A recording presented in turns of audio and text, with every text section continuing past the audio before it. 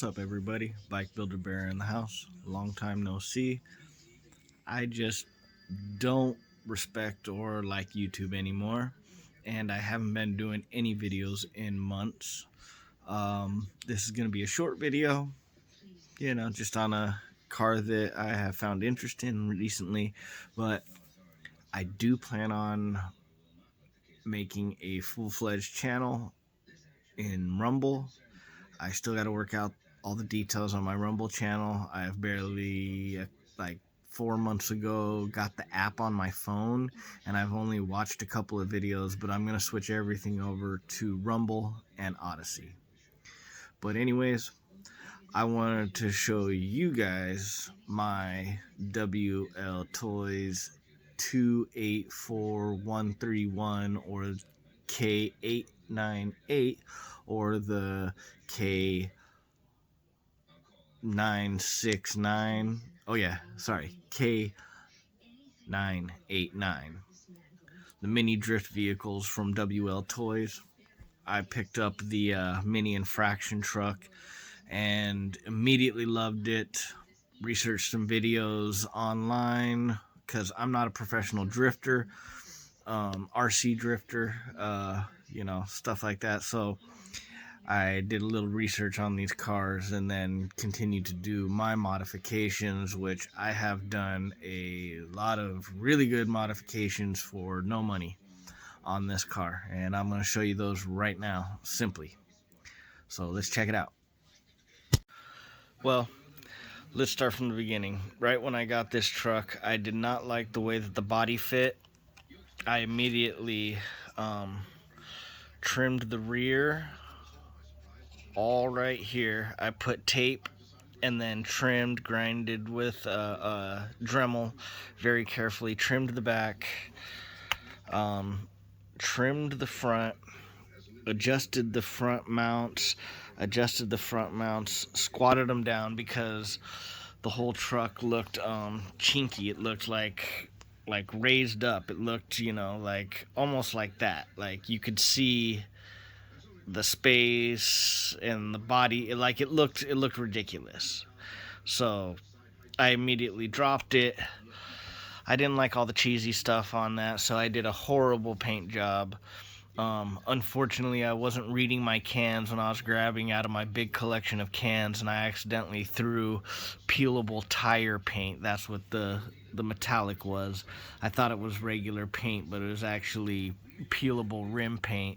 And then I put clear over it, and the clear basically like dry lake bedded the paint. If you look very carefully, it looks like a dry lake bed with black underneath. But I'll leave it. I'll buy another body down the line.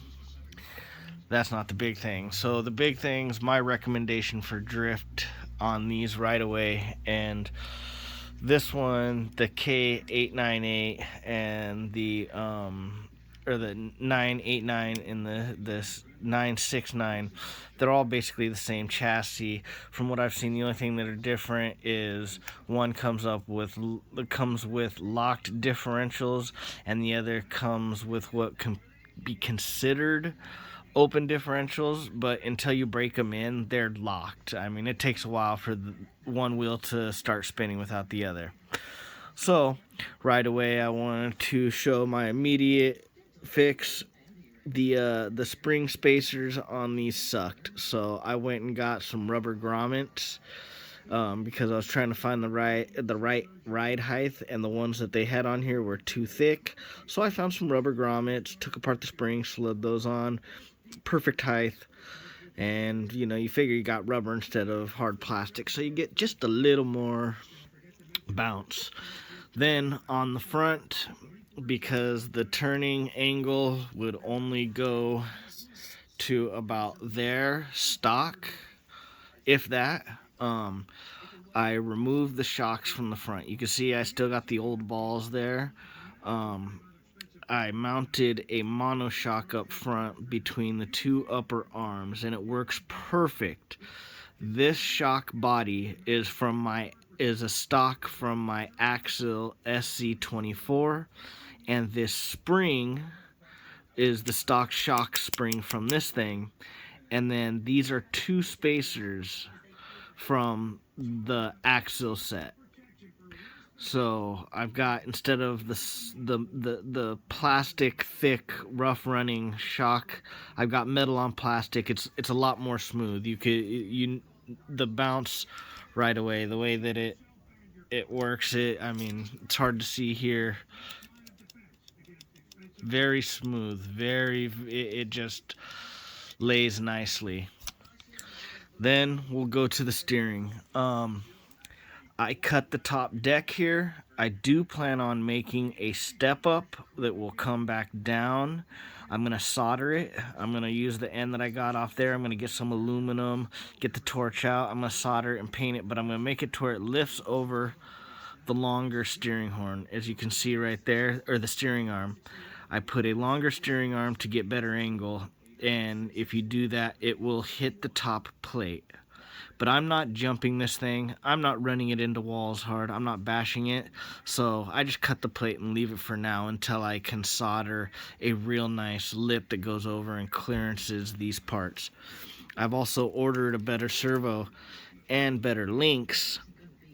Yeah, they sell better links, which on the bottom link, it's thread all and then ball joint ends, which I'm gonna bend the ends at like a 15 degree on each side, which will give it more,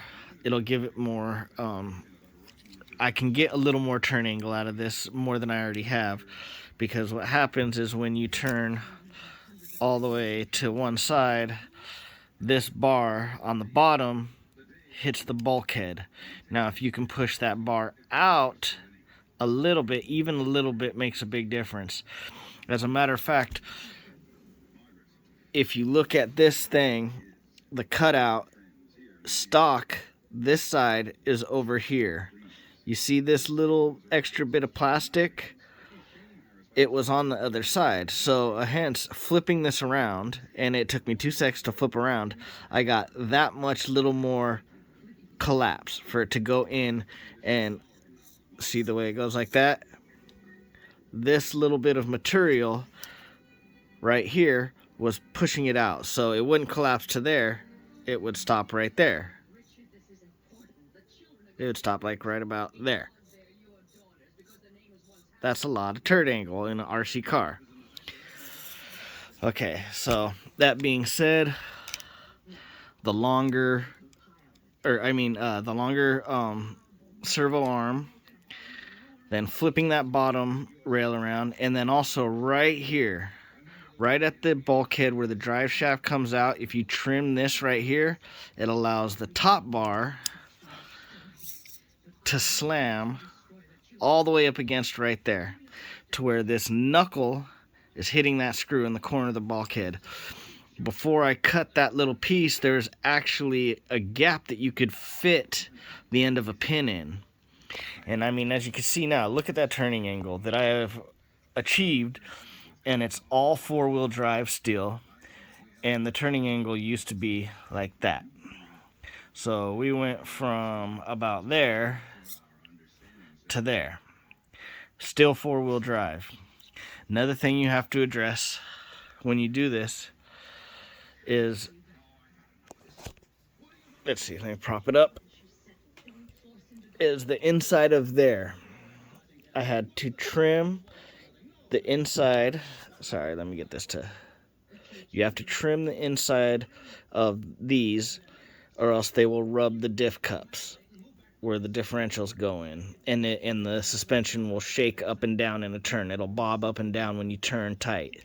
It'll conflict, and you have to trim these on both sides, on the inside and right here on this side, and then in here you have to trim. You can see where I trimmed right there you have to trim.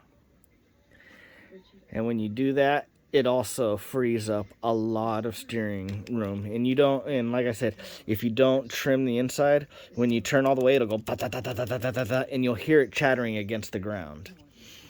And like I said, I do have another servo. I have metal adjustable arms that are going to come. And like I said, I'll be able to get just a little more steering.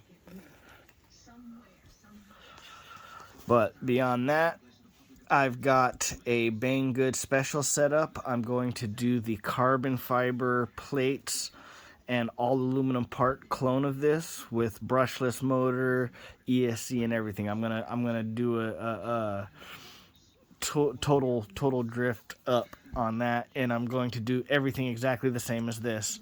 I'm going to carefully tap and drill the aluminum parts and put in the ball joints. I'm going to make another one of these shocks. But that's it. I hope you liked this video. This was a lot longer than I expected. That's my mini infraction.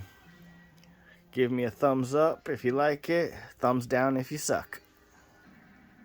Thing is trans, you can't change genders. Are you crazy? You can cut your penis off, but you still can't have no baby. You can take testosterone pills, but you still can't produce semen. Welcome to gender studies class that y'all are taking for no reason. Send y'all kids to college just for them to be indoctrinated. Then they come out back with green hair. Them degrees are overrated. Look, I'm just being real. Regardless of how you feel, homeschool your kids. Make sure they read their Bibles and you teach them skills. Wait, you